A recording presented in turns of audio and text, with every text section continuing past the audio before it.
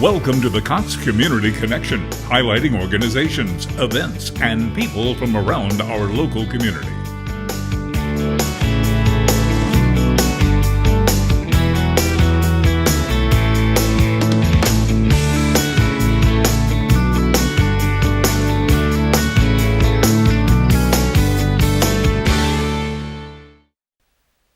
Hello, I'm Cam Johnson, Public Affairs Manager for Cox Communications, and I'd like to welcome you to this month's episode of Cox Community Connection. We've got a great show in store for you today. We're going to talk about a couple of organizations in Okaloosa County, but first we're going to have some valuable information for residents that were impacted by the late April floods. Joining me now to share some of that information is Jack Heesh.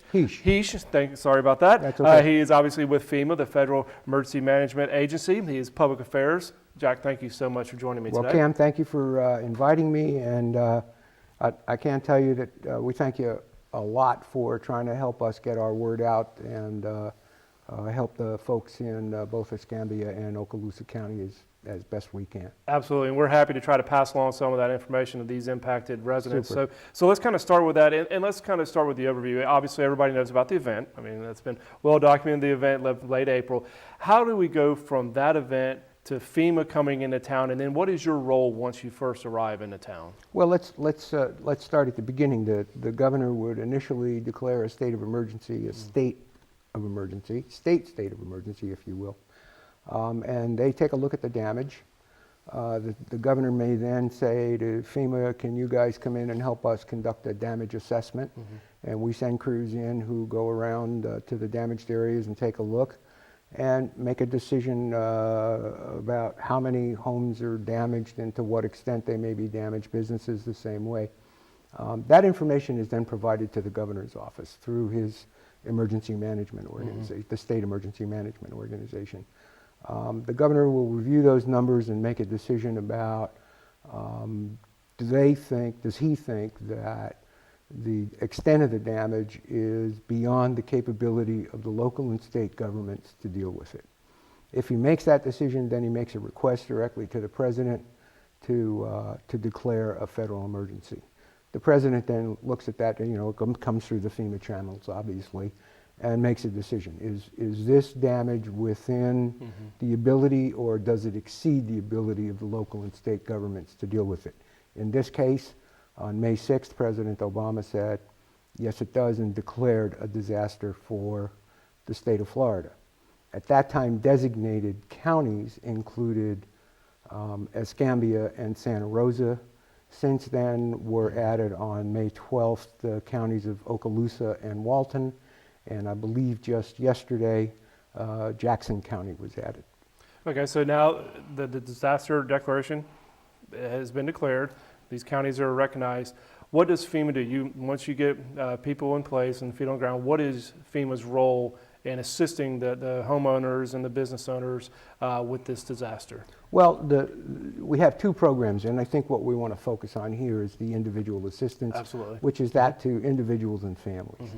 What we do is we ask people to initially register with FEMA for assistance, and there's several ways to do that.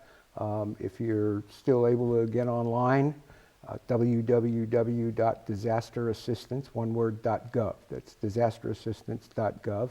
If you're on a smartphone, you can use the m.fema.gov.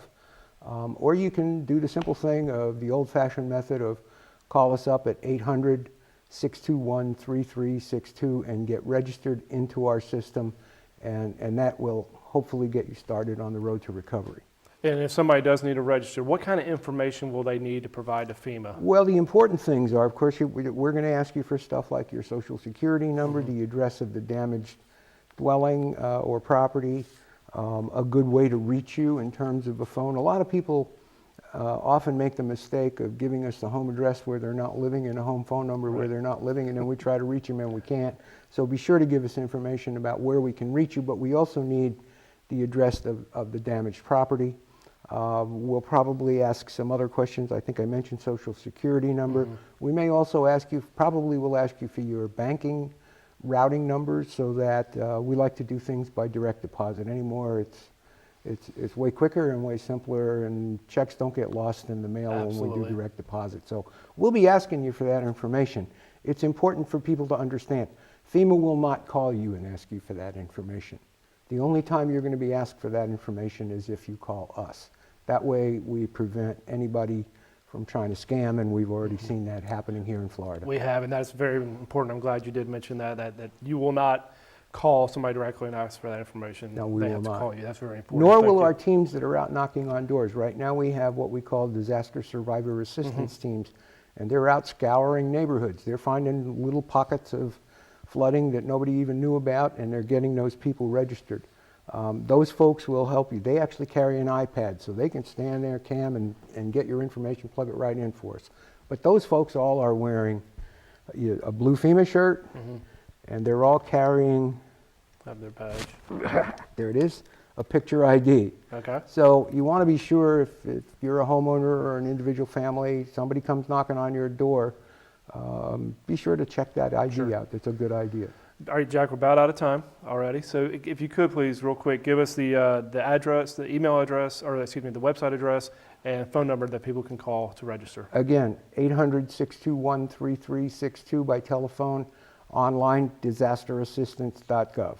Jack, thank you so much for being here today. I appreciate you being on the show and everything that you and FEMA do for this area. We Well, really thank you very appreciate it. much, Cam, and thank you for helping us get the word out to the people who live here in Northwest Florida. Absolutely, Jack. Thank you.